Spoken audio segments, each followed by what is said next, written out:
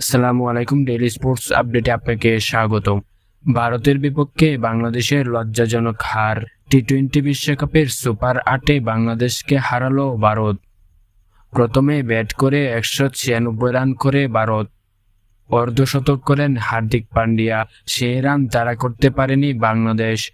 টসেই বোধহয় ম্যাচের ভাগ্য নিশ্চিত হয়ে গিয়েছিল।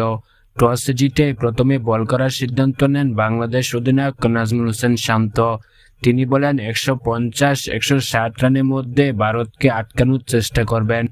কিন্তু প্রথমে ব্যাট করে 196 রান করে বাংলাদেশের প্রত্যাশা থেকে অন্তত 30 রান বেশি। সেটাই ম্যাচের ভাগ্য নিশ্চিত করে দেয়। শেষ পর্যন্ত 50 রানে হারে বাংলাদেশ। প্রথমে আফগানিস্তান ও তারপর বাংলাদেশকে হারিয়ে বিশ্বকাপের সেমিফাইনাল পথে এগিয়ে গেলেন রোহিত শর্মারা। টি-20 বিশ্বকাপে ভারতের বিরুদ্ধে 5টি ম্যাচ খেলে সবকটি হারল বাংলাদেশ। পরপর 2 ম্যাচ হেরে সাকিব আল হাসানের বিশ্বকাপ স্বপ্ন প্রায় শেষ হয়ে গেল।